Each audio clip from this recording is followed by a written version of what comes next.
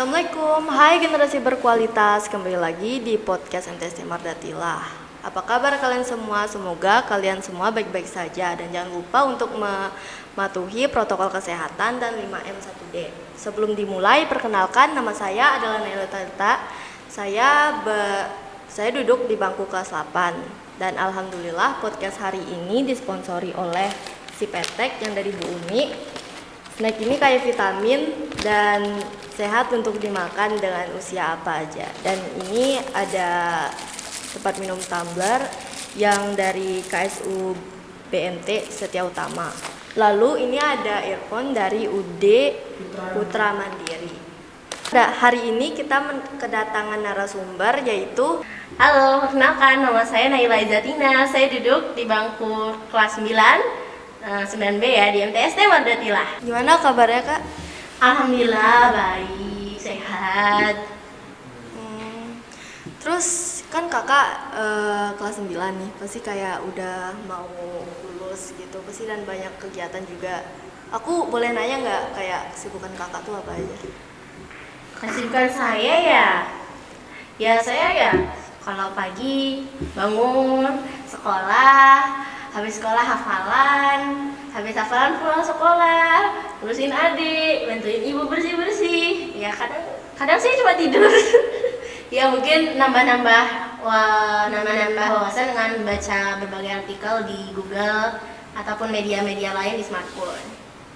Oh, jadi kayak ya sibuk banget lah ya bisa dibilang gitu. Kalau kakak nggak gini nggak apa-apa, aku boleh nanya nggak? Kakak kan dengar bisa bikin puisi itu, sebetulnya bisa dapat juara juga. Kakak pernah dapat juara dapat juaranya itu gimana aja? Alhamdulillah saya mendapatkan juara. Beberapa juara yang pernah saya dapatkan, contohnya ya saya pernah dapat juara 2 pas dulu saya mondok itu kelas 7, dan baru-baru akhir-akhir ini saya mendapatkan juara 3 di SMA N Singaraja ini. Ya Kak, terus aku mau nanya nih, waktu lomba puisi itu kakak kayak grogi itu atau gimana? Kan pertama kali saya ikut itu ya awalnya saya itu cuma bikin lomba cipta puisi, dan baru-baru akhir ini saya ikut lomba cipta dan baca puisi. Jadi saya mungkin awalnya gemetar ya, grogi ya, tapi ya nggak begitu juga soalnya kan online. Kalau nggak online beda lagi mungkin ceritanya, tapi karena lagi online ya nggak apa lah, cuma diliatin sama pembina-pembina yang membimbing saya itu. Oh, jadi sudah bisa dibilang sudah banyak pengalaman lah ya tentang lomba puisi itu juga ya. Oh ya, kalau aku boleh tahu nih ya, kakak sejak kapan sih kayak mulai menekuni puisi, kayak kayak mulai suka gitu sama bidang puisi gitu? Oh, ini ceritanya lumayan panjang saudara. Ya nggak sepanjang itu juga sih. Jadi kan dulu itu saya kelas 7 itu mondok di Malang ya. Jadi belum di sini gitu. Saya itu bosan, rasanya kegiatannya itu aja. Nah, terus adalah pengumuman lomba puisi, ada lomba-lomba lain juga. Terus saya tertarik mengikuti salah satu lomba-lomba itu, dan karena saya cukup bisa dibilang berpotensi di bagian bahasa Indonesia gitu, saya memilih untuk mengikuti lomba puisi. Saya membuat puisi, mencari dari berbagai artikel dan berbagai karya-karya orang lain. Saya buat juga dengan berbagai pemikiran yang sesuai dengan tema. Lalu tiba-tiba saya mendapatkan juara. Tapi saat itu saya tidak tahu juara berapa saya itu. Nah, pada saat itulah pas saya ke tempat lomba itu, ternyata saya juara 2. Wah, itu nasional loh. Wah. Terus akhirnya dilanjutkan saat saya udah pindah ke MTS. Saya mengikuti lomba puisi lagi karena saya udah pernah bikin puisi ini. Ya, karena saya udah pernah bikin puisi, saya ikut mengikuti puisi lagi, dan alhamdulillah saya mendapatkan juara 3.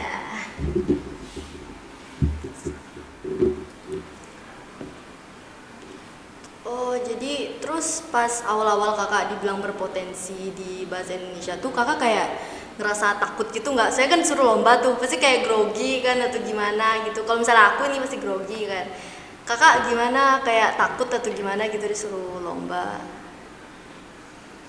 Kalau takut ya, karena saya kan masih muda. Saya masih muda, anak muda itu nggak punya rasa takut rasanya ya. Tapi ya saya bisa bilang groginya itu karena apa ya? Takut mengecewakan orang lain. Biasalah kita ini anak-anak muda itu kan pasti kalau bukan karena rasa malu ya karena takut mengecewakan orang sekitarnya yang berharap sama kita itu. Nah itu dah. Tapi ya kenapa kita harus mikirin pendapat orang lain gitu loh? Kita harus percaya sama diri kita sendiri ya. Akhirnya saya percayain diri sendiri, istiqomah, dan alhamdulillah saya mendapatkan juara tersebut. Oh, jadi kayak dapet juara itu kayak bener-bener nggak kayak disangka-sangka gitu ya? Aku boleh nanya nggak kayak, kakak kan waktu masih lomba tuh pasti aja dapat latihan kan? Kakak latihannya tuh kayak ngabisin berapa waktu gitu?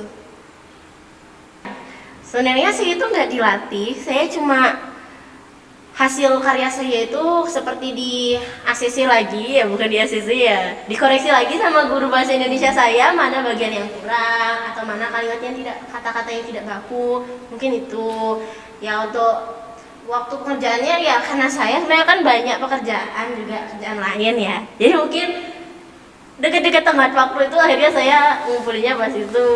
Jadi sebenarnya harusnya nggak lama mungkin kalau saya nggak sibuk, tapi ya karena sibuk menjadi membutuhkan waktu yang cukup lama untuk membuat karya. Jadi nggak ada latihan sebenarnya, nggak ada latihan, saya langsung bikin aja gitu. Oh, tapi lumayan juga sih ya, soalnya kan walaupun banyak kesibukan gitu kan, secara kakak juga banyak kegiatan gitu, tapi dapat juara berarti kakak emang benar-benar berpotensi gitu kan. Terus kan kakak pernah gini kan, yang namanya manusia kan pasti kayak ada di bawah, ada di atasnya. Aku boleh nanya nggak kayak kakak tuh pernah kesusahan kayak gimana sih waktu bikin puisi gitu?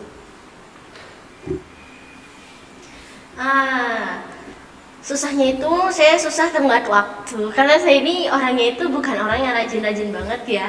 Kalau ada sesuatu itu kadang suka diundur. Nah itu, jadi saya suka mundur-mundur waktu untuk membuat puisi itu. Jadi ya masalah tenggat waktu, terus masalah ide itu datang tidak selalu pada saat saya membutuhkannya. Jadi kadang saya harus membutuhkan waktu dulu untuk memikirkan ide-ide ini, kata-katanya, apa yang bisa menggugah para audiens itu saya harus membutuhkan waktu untuk memikirkan itu. Nah mungkin itu saja pesan saya.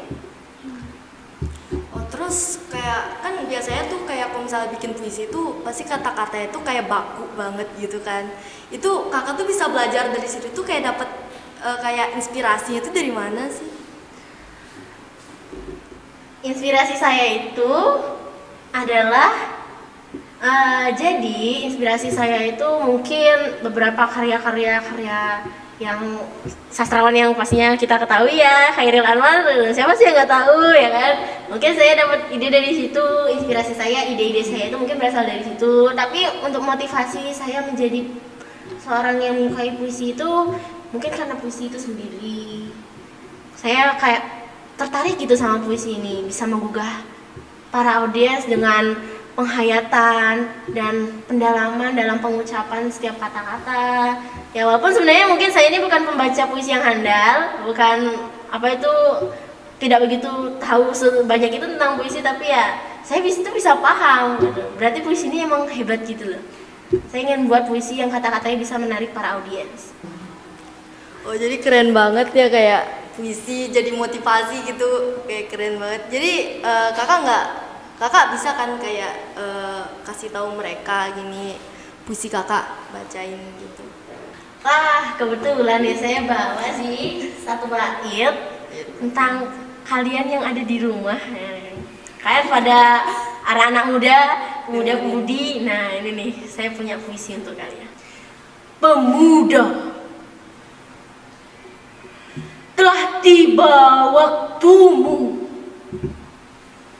Sinari Indonesia dengan bakat dan potensimu. Jangan kau mundur hanya karena rasa malu. Buatlah dunia tahu bahwa kau ada di sini. Wah, keren banget sumpah.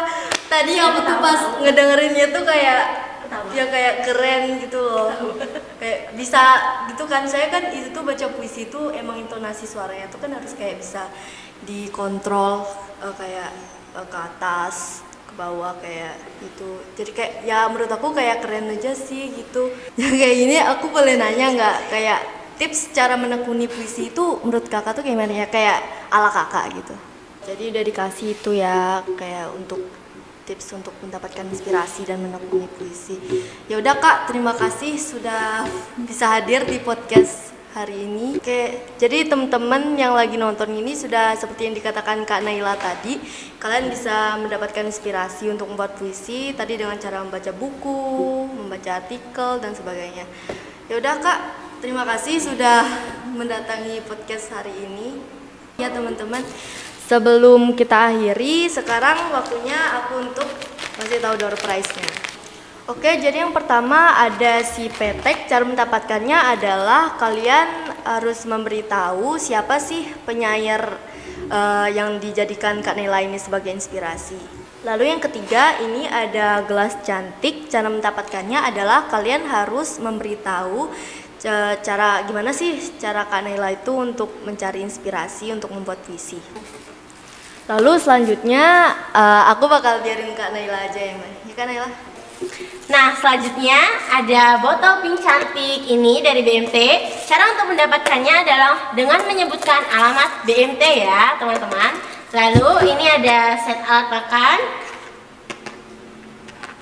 dari Bu Anis. Cara untuk mendapatkannya, kalian harus menyebutkan judul dari podcast ini. Nah, itu gampang banget kan, ada tuh di bawah tuh. Lihat aja itu di bawah. Oh iya, jangan lupa ya, jawaban untuk semua door prize ini harus dikirimkan ke nomor WA Pak Agus. Dan pemenangnya nanti akan diumumkan setelah podcast ini selesai. Ini kami mengucapkan banyak-banyak terima kasih untuk semua sponsor dan banyak-banyak terima kasih juga untuk para pemirsa yang sedang menonton podcast ini sekarang. Dan saya juga ingin meminta maaf sebanyak-banyaknya bila ada salah kata yang mungkin disengaja atau yang tidak sengaja. Sekian dari kami. Wassalamualaikum warahmatullahi wabarakatuh. Dadah.